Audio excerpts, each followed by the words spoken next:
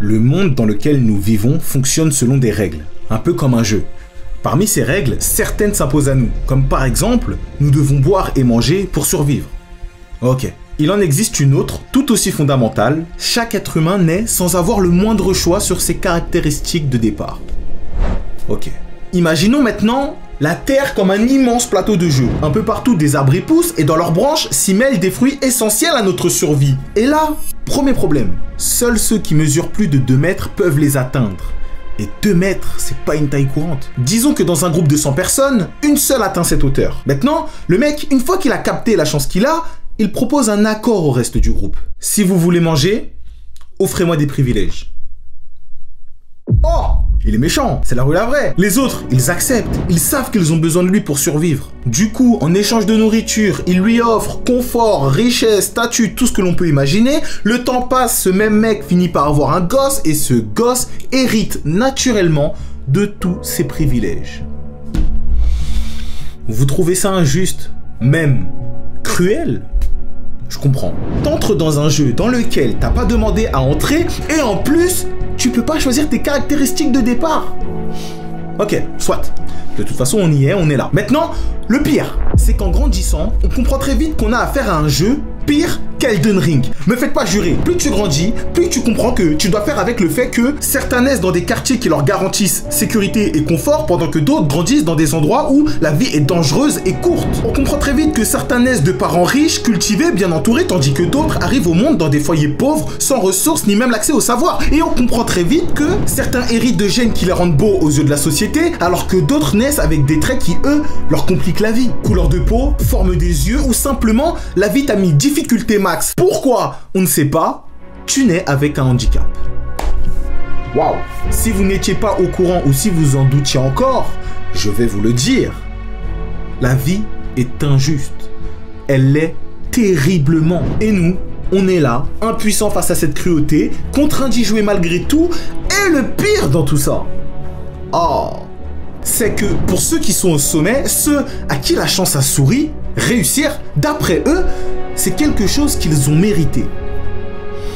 Et quand j'y réfléchis, en vrai, je me demande, est-ce que je peux leur en vouloir? Cristiano Ronaldo par exemple, il vient d'une famille très modeste. Il a grandi dans des conditions difficiles, avec un père alcoolique, et pourtant, grâce à ses efforts, il est devenu une légende. Francis Ngannou, il vient d'un village extrêmement pauvre. À 10 ans, il travaillait déjà dans une carrière de sable pour aider ses parents. Et pourtant, grâce à ses efforts, il est devenu champion. Et Michael Jackson, lui, ça allait.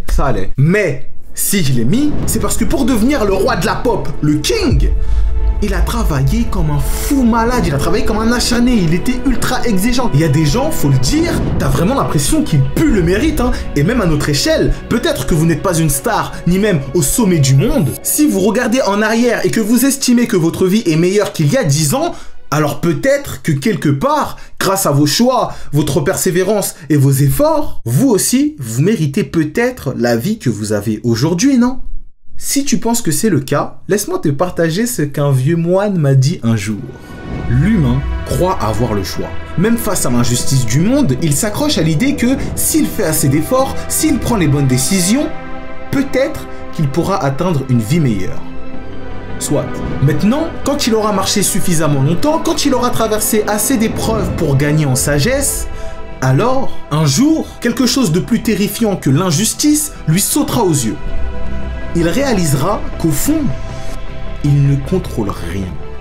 L'humain a un ego si grand qu'il se croit maître de son destin alors que son existence même ne dépend pas de sa propre volonté.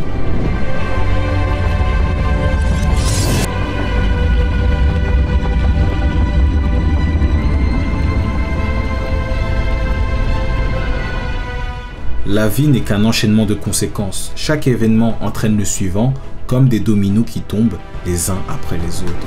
Clément est né dans une cité où la drogue circule à toute patate. Ses parents, très pauvres, conscients du danger, ne cessent de lui répéter « Fais attention à ce monde-là, travaille bien à l'école, c'est comme ça que tu t'en sortiras ». Alors Clément choisit de les écouter, il leur fait confiance. Mais à l'école, il n'a ni vêtements de marque, ni téléphone. Alors on se moque de lui, on le met à l'écart et ça le blesse profondément. Du coup, il se promet qu'un jour, il sera riche et que plus jamais personne ne le rabaissera. À ses 18 ans, son père lui propose un boulot, un travail honnête, payé le SMIC. Clément hésite. Il se dit, si je fais comme lui, je vais finir comme lui, sans un rond à compter chaque centime juste pour me faire plaisir. Ah le bâtard. Ah c'est une dinguerie de dire ça. Bref. Alors, il choisit de refuser. Sur les réseaux, il découvre l'OFM, le dropshipping, le copy trading. On lui vend ça comme les opportunités. Il essaie encore et encore, rien ne marche. Un soir, en fermant les volets, il voit les dealers en bas de chez lui, habillés en Nike, Gucci, belle montre, belle voiture. Là, il se dit clairement, si je veux la même vie, si je veux les mêmes choses, je dois faire comme eux. Alors il choisit de dealer. Un jour passe, une semaine, puis un mois, l'argent tombe, il s'achète une casquette Gucci, une sacoche Louis Vuitton, il se sent enfin regardé, enfin respecté. Avec le temps, le gérant du réseau lui propose une mission pour gagner plus. Clément hésite, il se rappelle du conseil que lui ont donné ses parents. Mais c'est trop tard, Clément a déjà goûté à cette vie-là, le luxe, le regard, le paraître. Alors il décide d'accepter. Le jour de la mission, c'était un piège, un guet-apens, ils perdent à tout, même la vie. Voilà. Durant toute l'histoire, Clément a cru avoir le choix, mais en réalité, ses choix n'étaient pas vraiment les siens. Ils étaient déjà influencés, guidés par le monde qui l'entoure. Ton cerveau ne perçoit qu'une infime partie des forces qui influencent tes décisions. Il ne comprend pas tout, et pourtant, il te donne l'impression que tu contrôles. C'est pour ça qu'aujourd'hui, tu crois être responsable de ce qui t'arrive. Mais en réalité, des milliards de choses que tu ne vois pas influencent chacune de tes décisions sans que tu t'en rendes compte. Et de cette réflexion est née une théorie. Si un ordinateur possédait une mémoire infinie et une puissance de calcul suffisante pour connaître la position et la vitesse de chaque particule de l'univers depuis le début des temps, alors il pourrait prédire avec une précision parfaite chaque événement à venir. Autrement dit, le futur est déjà écrit, nous n'arrivons simplement pas à le calculer et aucun être humain sur cette terre, même s'il le croit, ne mérite réellement sa vie. Car pour mériter quelque chose, il faudrait avoir eu le choix dès le départ, ce que nous n'avons pas. Ok, très bien. Maintenant, j'ai une question pour vous. Qu'est-ce qu'on en a à foutre ? Non mais, au fond, de tout ce que je viens de vous raconter là, je sais même pas ça fait combien de minutes que je parle, qu'est-ce qu'on en a à foutre de tout ce que je viens de vous dire ? Que j'ai réussi ou pas à vous faire comprendre que les stars ne méritent pas leur succès, ou bien même que les pauvres ou n'importe quel être humain ne méritent pas forcément la vie qu'ils mènent. À quoi ça sert de savoir tout ça? Qu'est-ce que j'ai à gagner à faire une vidéo qui dit que vous êtes juste des pions, que votre destin est déjà écrit, que vous ne contrôlez rien, blablabla, blablabla. Je sais pas, vous me connaissez. Si c'était juste pour vous donner le cafard, j'aurais fermé ma grande bouche. Alors pourquoi j'ai pris le temps de vous dire tout ça, hein? Parce que l'humain, la vie, est fascinante. Dès le début du jeu, la vie paraît injuste. Personne ne naît avec les mêmes chances, les mêmes ressources, ni les mêmes opportunités. Ça crée un vrai déséquilibre, certains sont avantagés, d'autres non. La vie essaie-t-elle de cacher cette injustice? Pas du tout! Au contraire, elle veut que nous la voyions dès que nous commençons à nous comparer. Mais dans quel but? Dans quel but? Regardons tout ça sous un autre angle. Vous êtes prêts? Et si la vie était injuste, justement pour nous faire comprendre à quel point il est absurde de se comparer. Mais encore une fois, dans quel but? Peut-être pour que l'on se concentre uniquement sur nous-mêmes. Mais encore une fois, dans quel but? Peut-être car ça peut nous permettre de découvrir ce que l'on veut vraiment, même dans un monde injuste. Et si cette réflexion s'avérait vraie, alors la vie ne serait peut-être qu'un challenge, qu'un défi, celui de réussir à être heureux avec les cartes qu'elle nous a données. Mais après, dans quel but encore une fois? Parce que si tu te souviens bien, j'ai prouvé que le futur est déjà écrit, alors à quoi bon vouloir jouer le jeu, relever le défi de la vie, si notre destin est déjà scellé? C'est là que tu vas comprendre pourquoi je trouve la vie fascinante. Même si je suis convaincu à 1 milliard de % que tout est déjà écrit et que fondamentalement, personne ne contrôle rien. Il existe une règle qui change tout, que personne ne peut nier au cœur même du jeu qu'est la vie. Aucun être humain ne peut et ne pourra jamais connaître son futur. Et c'est précisément cette règle-là qui rend la vie infiniment excitante. De cette règle naît l'incertitude. Même si Dieu venait lui-même te dire ce que la vie te réserve, toi, tu ne peux vivre qu'ici, maintenant, dans le présent. Tu ne peux pas te projeter dans le futur pour vérifier si c'est vrai. Mais par contre, tu peux et tu te poseras sûrement cette question. Est-ce que c'est vrai? Est-ce que ça va vraiment se passer comme ça? L'incertitude, l'incertitude! Parce qu'on ne sait pas ce que l'avenir nous réserve, parce que le futur nous est inconnu, il nous donne le droit de rêver, de se dire « et si c'était possible ?» Et de cette incertitude naît le plus beau cadeau que la vie nous ait donné. Le libre arbitre! Même si notre destin est écrit à 1000%, le jeu a été créé de manière à que personne ne puisse jamais prédire le futur avec certitude. On peut tous croire qu'un jour on sera ci ou ça, comme rien n'est jamais certain, ça nous donne tous le droit de croire que nos choix ont de l'importance. Peu importe si nos décisions sont influencées par 1 milliard d'informations, blablabla, blablabla. Notre cerveau, lui, il fait avec ce qu'il comprend. Si je travaille, je deviens plus fort. Si je deviens plus fort, je peux améliorer ma vie. Ok, let's go! À quoi bon se torturer l'esprit à vouloir savoir si nos choix sont vraiment les nôtres? Comme disent les stoïciens, il est inutile de souffrir pour des choses que nous ne contrôlons pas. Alors la question qu'on a le droit de se poser maintenant, c'est qu'est-ce que nous contrôlons vraiment? Nous n'avons aucun contrôle sur la vie qu'on reçoit, aucun contrôle sur les règles du jeu, on ne choisit pas nos parents, ni notre corps, ni notre époque, ni même nos premières croyances. Tout ça nous est imposé, distribué comme des cartes dans un jeu auquel nous n'avons jamais demandé à jouer. Ok. Mais on est là. Et on n'est pas là n'importe comment. On est là et conscient. Conscient de notre condition, conscient que personne ne démarre avec les mêmes chances, conscient que notre destin a de grandes chances d'être déjà écrit. Ok, mais on est surtout conscient d'être conscient. Et ça, c'est notre plus grande force. Les animaux agissent pour survivre, mais nous, les humains, on peut choisir pourquoi on agit. La conscience nous permet de réfléchir, de voir le jeu, de prendre du recul, de nous poser des questions, de chercher du sens. Et si vous êtes là à écouter cette vidéo, c'est que quelque part, vous cherchez du sens. Une réponse à une question, pourquoi les stars ne méritent pas leur succès? Et en m'écoutant, en réfléchissant, vous avez compris une chose essentielle. Au fond, cette question importe peu. La réponse, qu'est-ce qu'on s'en fout? Parce que vous avez compris que la comparaison, depuis la création de ce jeu, est complètement absurde. Et on aurait pu le comprendre avant même de lire les règles, juste en lisant le titre du jeu.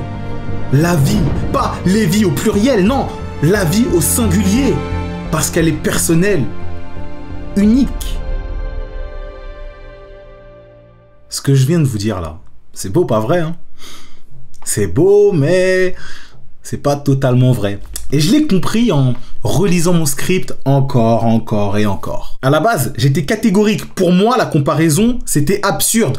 J'ai même failli dire qu'il fallait l'interdire. Mais en branchant mes neurones, en y réfléchissant, j'ai compris que j'étais en train d'effacer tout ce qui rend la vie magnifique.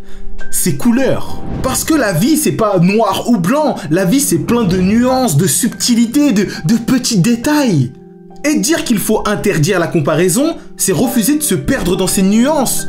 Alors que c'est justement là qu'on commence à comprendre la vérité. La comparaison est un outil qui, comme tous les outils, peut être bénéfique ou destructeur selon son usage. Si j'ai d'abord voulu faire le Mobutu à dire qu'il fallait interdire la comparaison, c'est parce que dans ma propre vie, elle m'a surtout rempli de frustration. Quand je faisais du rap, quand j'ai commencé YouTube, je galérais à avoir des résultats. Je passais mon temps à me comparer avec tous les nouveaux qui explosaient. Moi, avec ma DA, je peux pas me mettre en avant comme eux. Lui, il a plus de réseaux, plus de contacts, plus d'argent. Pire encore, en ce moment, je cours avec mon frérot pour perdre du poids. Là, vous allez dire, il est pas gros. Je suis pas gros, mais tu vois, j'ai envie d'être affûté, sec, shred. Pour que ça fonctionne au mieux, cette perte de poids, il faut que je cours entre 130 et 150 BPM, pas plus. Avant de courir, on lance notre appli de course qui enregistre toutes nos données, toutes les informations, kilomètres, temps, blablabla. La course commence, tout va bien, je suis dans la zone, j'ai un bon rythme.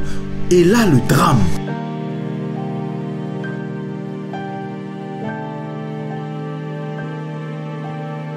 Mon pote court plus vite que moi. Oh, ça fait mal à l'ego. Du coup, mon ego, il me prend en tête à tête et il me dit, on va vraiment laisser ce minus avoir de meilleur stade que toi? Jamais. Alors, j'accélère, mon rythme cardiaque explose, je dépasse les 165 BPM et j'en oublie mon objectif de départ. Rester entre 130 et 150 BPM pour perdre du poids efficacement.